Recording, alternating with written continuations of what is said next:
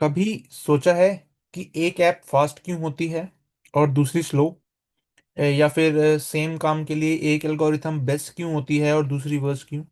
आज इस वीडियो में हम समझेंगे एल्गोरिथम, टाइम कॉम्प्लेक्सिटी और एसिम्प्टोटिक नोटेशंस को बिल्कुल सिंपल लैंग्वेज में।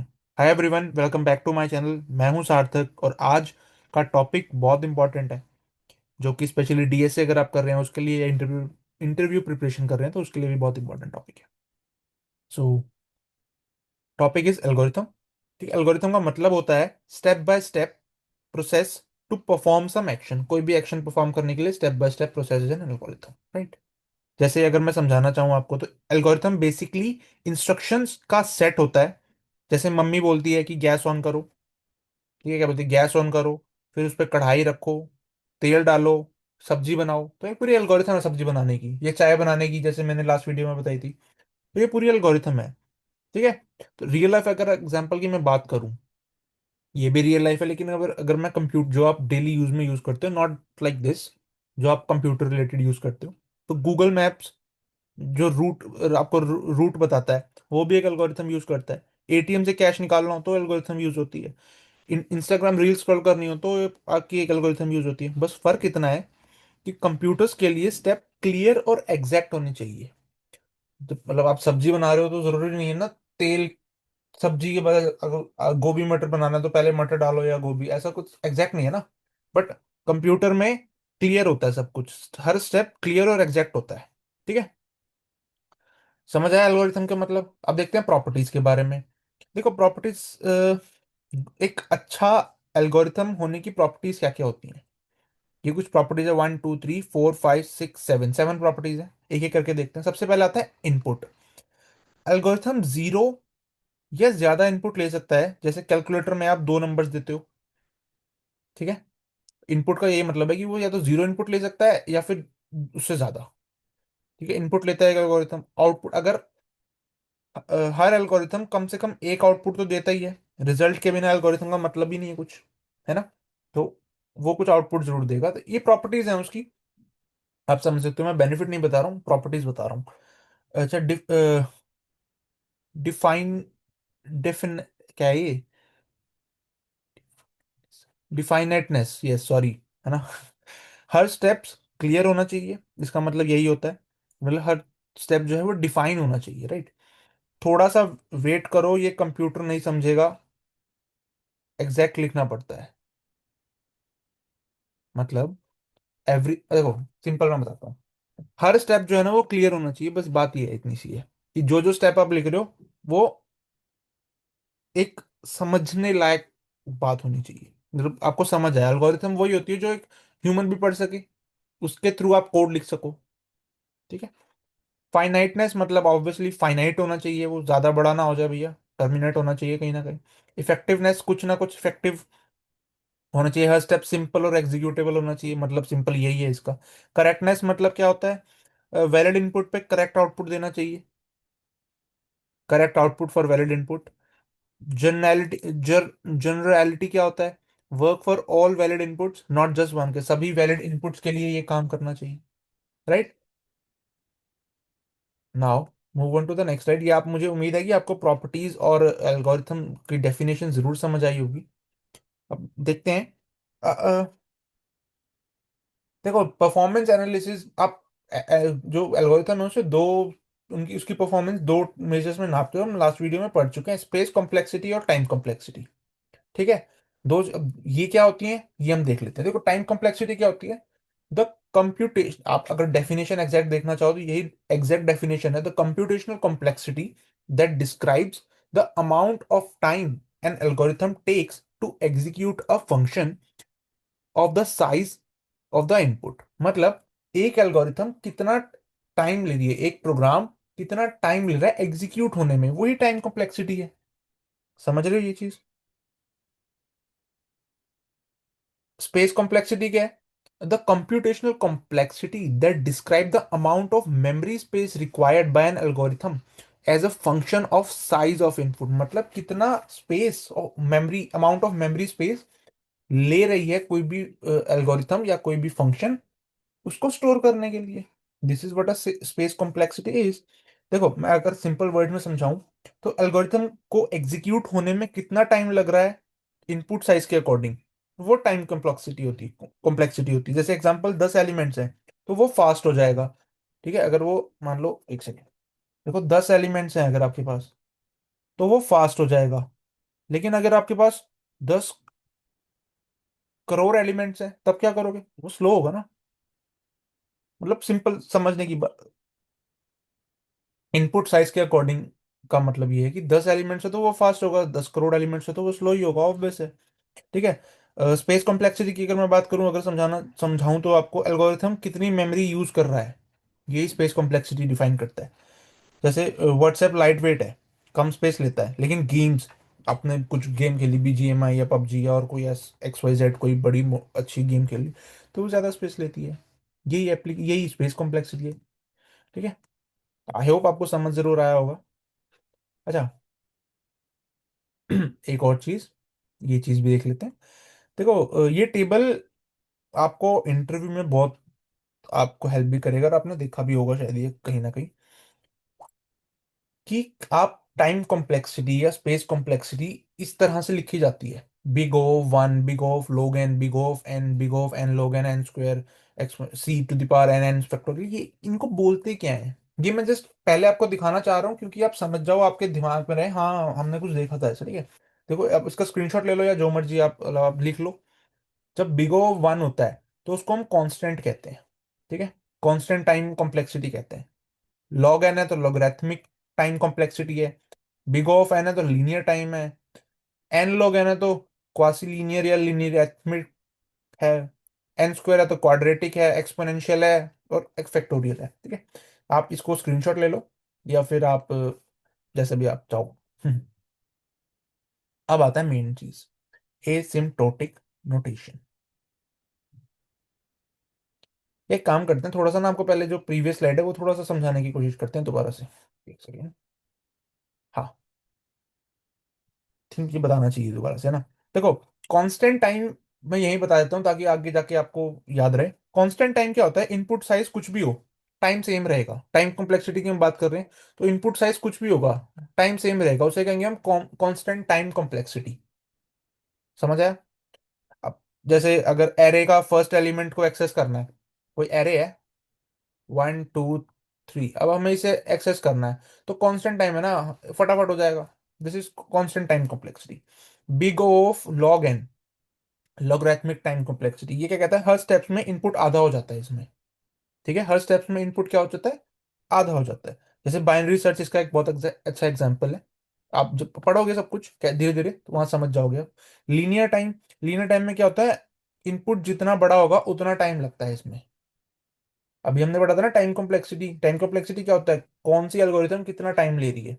वही चीज बात कर रहे हैं, जिस प्रोग्राम की कॉम्प्लेक्सिटी बिग ऑफ एन होगी, समझ जाना कि इसका इनपुट साइज बहुत बड़ा है। मतलब मतलब उसका आंसर जो होगा, जितना बड़ा इनपुट साइज होगा उतना ही बड़ा ज्यादा टाइम लेगा वो। Sorry. Big O of n log n, इसमें क्या होता है, बेस्ट सॉर्टिंग एल्गोरिथम यहीं से आते हैं, सबसे पहले याद रखना ये चीज। सॉर्ट जब करते हैं ना हम किसी भी चीज को, वो यहीं से आते हैं, जैसे मर्ज सॉर्ट, क्विक सॉर्ट, वो सब यहीं से आते हैं। बिग ऑफ एन स्क्वायर, ये जब नेस्टेड लूप्स हम यूज करते हैं, आई होप आप लूप्स वगैरह आपने पढ़े होंगे, तो वो यही होते हैं, मतलब उनकी complexity big of N square ही होती है। Big of C to the power N, हम सी स्टैंड फॉर कांस्टेंट। आप 2 लिख लो, 3 लिख लो, स्टैंड फॉर कांस्टेंट। ओके, ये बेसिकली बहुत स्लो होते हैं, सिर्फ स्मॉल इनपुट्स के लिए होते हैं ये और ये दोनों।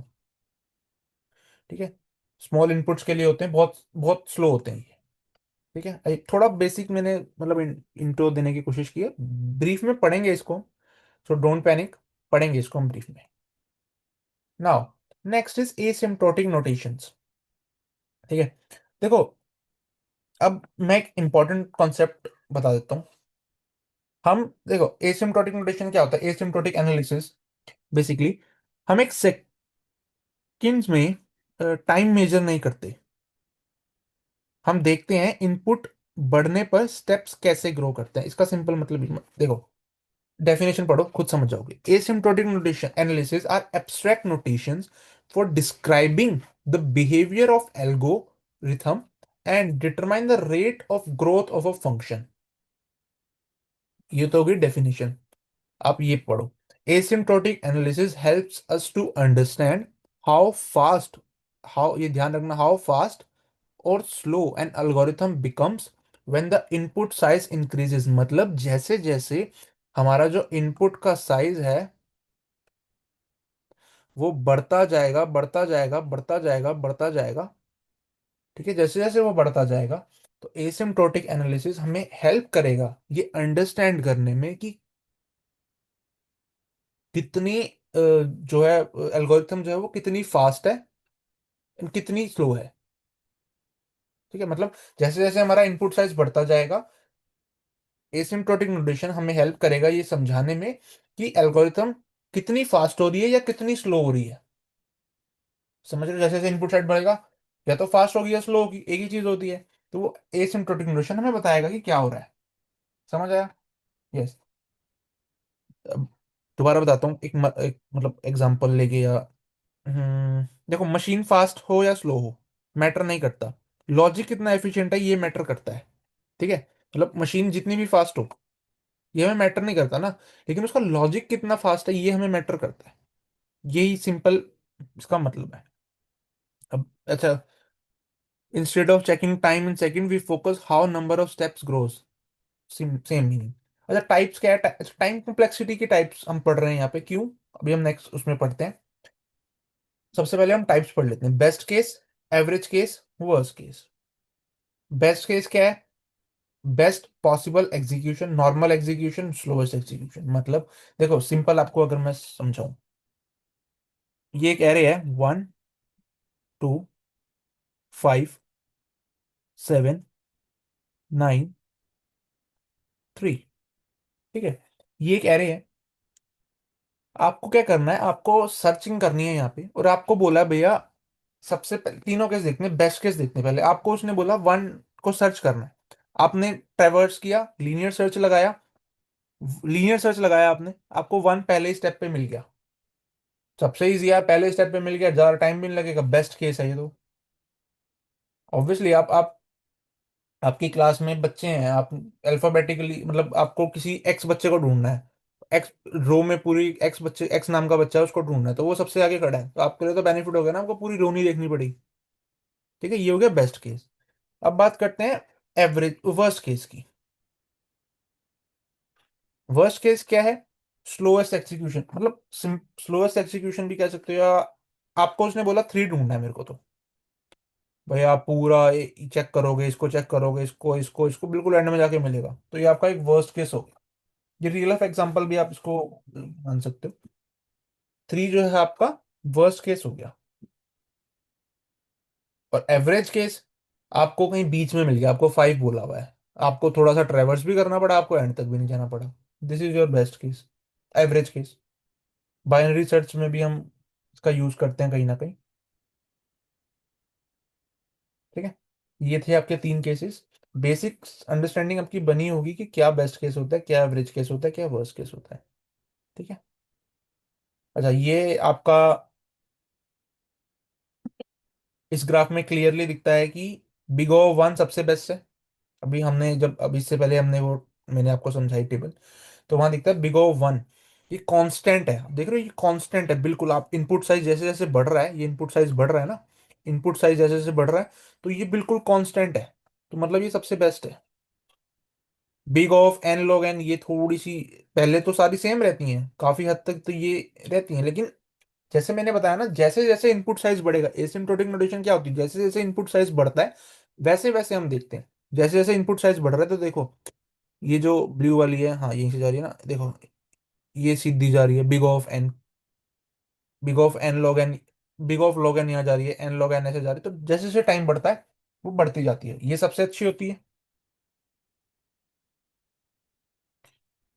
और ये वाली जो सबसे वर्स्ट होती है, मतलब सबसे अच्छी, फिर इससे कम अच्छी, फिर इससे कम अच्छी, फिर इससे कम अच्छी, फिर इससे कम अच्छी, फिर इससे कम अच्छी, सबसे गंदी।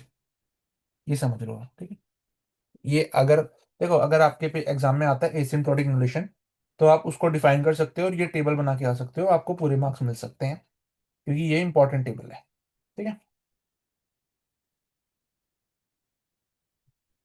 नाउ एक क्वेश्चन बड़ा जो है मेरे दिमाग में भी आता था जब मैं पढ़ रहा था, आपके दिमाग में भी आता होगा, क्या एसिम्प्टोटिक नोटेशन मेजर करता है time complexity?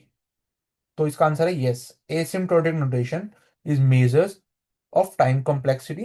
It is used to describe how running time of an algorithm increases. Running time of an algorithm increases as the input size grows. Asymptotic notation represents the time complexity in mathematical terms and helps compare the efficiency of an algorithm by ignoring constant and machine dependent code. A simple asymptotic notation is a mathematical tool used to express the time complexity of an algorithm as input size grows. Asymptotic notation क्या है? Mathematical tool है जो time complexity को express करता है। ठीक है। ये मैंने मतलब ये सिलेबस में नहीं है आपके, मैंने जनरली लिख दिया क्योंकि मेरे को लगा आपके दिमाग में आ सकता है क्वेश्चन। स्क्रीनशॉट ले लो। ओके, सो नोटेशंस के टाइप देख लेते हैं अब। थोड़ा सा बचा है, मैं जानता हूँ थोड़ी वीडियो शायद लंबी होगी, तो नोटेशन के टाइप देख लेते हैं। देखो, मैं अगर पिछली वाली स्लाइड की दोबारा बात करूं, तो एसिम्प्टोटिक नोटेशन टाइम कॉम्प्लेक्सिटी को मैथमेटिकल रिप्रेजेंट करता है और एल्गोरिथम को कंपेयर करने में हेल्प भी करता है, ये बात आप सब जानते हो। तो कांस्टेंट मशीन स्पीड सब इग्नोर करता है, सिर्फ ग्रोथ रेट देखता है। तो मतलब वो टाइम कॉम्प्लेक्सिटी की कहीं ना कहीं बात करता है। ठीक है। अच्छा, नाउ टाइप ऑफ नोटेशंस। तीन टाइप ऑफ नोटेशंस होती है: बिगो, बिग ओमेगा, बिग थीटा। तीनों पढ़ते हैं, फटाफट खत्म करते हैं, यूनिट टू ही अपनी खत्म हो जाएगी इसके साथ। ठीक है। देखो, बिगो नोटेशन क्या होता है? बिगो नोटेशन अपर बाउंड होता है, मतलब अपर बाउंड होता है। ठीक है। ये हाईलाइटेड पॉइंट है इसका। किसी भी एल्गोरिथम का रनिंग टाइम में ये अपर बाउंड होता है। ये वर्स्ट केस परफॉर्मेंस को बताता है। ठीक है। इसका मतलब सिंपली क्या है कि एल्गोरिथम जो है वो इससे ज्यादा टाइम तो नहीं लेगी, ये वर्स्ट टाइम बताता है, वर्स्ट। समझ रहे हो? देखो, मैं ना मेरे को ना मेरे ही टीचर ने, मैंने किसी की वीडियो देखी थी, तो मैं वहां से कोट कर रहा हूँ ये एग्जांपल। एक ना उन्होंने बताया अच्छा था कि आप एक घर बनवा रहे हो। ठीक है। आप एक घर बनवा रहे हो, आपको ना तीन चीज होती हैं। कि मान लो, लेट्स टेक एन एग्जांपल, आपको जो बिल्डर ने बोला भैया 11 रुपए लगेंगे, इससे ज्यादा नहीं लगेंगे। अब मैं आपको एग्जैक्ट एस्टिमेशन नहीं दे सकता, लेकिन 11 रुपए लगेंगे। ठीक है। It's real kind of example, real life kind of example. भैया 11 रुपए लगेंगे, इससे ज्यादा नहीं लगेंगे। इतना वादा, इससे कम लग जाए पर इससे ज्यादा नहीं लगेंगे। तो उसने एक अपर बाउंड दे दिया अपने को कि 11 रुपए से ज्यादा लगेंगे ही नहीं लगेंगे। समझ रहे हो ये चीज? तो यही चीज यहाँ कह रहे हैं कि भैया टाइम इससे ज्यादा तो लगेगा ही नहीं लगेगा, यही बिगो नोटेशन होता है। ठीक है। ये लीनियर सर्च, ये नहरे जो है वो बिगो नोटेशन जो बताता है। इन द वर्स्ट केस इनमें check n elements merge sort basic है। Big O notation worst case scenario होता है, ये बात याद रखना। ठीक है। Okay, so now big omega, ये बेस्ट केस होता है। बिग ओमेगा बेस्ट केस कैसे होता है? एक सेकेंड।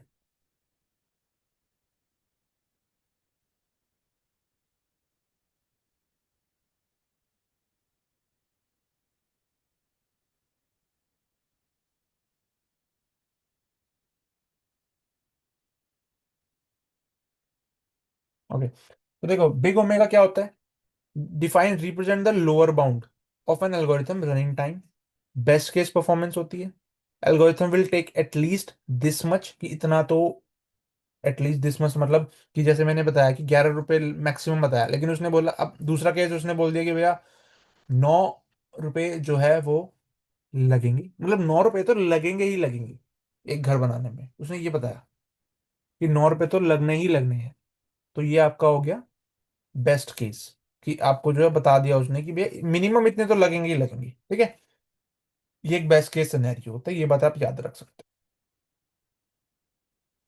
हो। Okay, so now last is big theta notation. Average case performance है, both upper and lower bound. Basically tightly bound is represent tight bound of an algorithm running time. Algorithm takes this time in both best and worst case reasonable cases. ठीक है. मर्ज sort क्या है, always takes रफली n log n steps and big theta notation. On average it checks half of the elements. देखो, तीन आपने पढ़े, big O, big omega, एक थीटा. जो बिग थीटा होता है ना, ये एवरेज केस भी आप कह सकते हो इसको भी. हमने इससे पहले पढ़े थे ना, best case, worst case and average case. ये एवरेज केस का पार्ट है. ठीक है. आई होप आपको समझ आया होगा. नहीं समझ आया कुछ तो प्लीज़ आप कमेंट करके ज़रूर मुझे बताना. मैं ज़रूर ट्राई करूंगा इम्प्रूव करने की. बाकी आई होप समझ ज़रूर आया होगा. Thank you so much for listening my voice. Bye bye, take care. मिलते हैं नेक्स्ट लेक्चर में.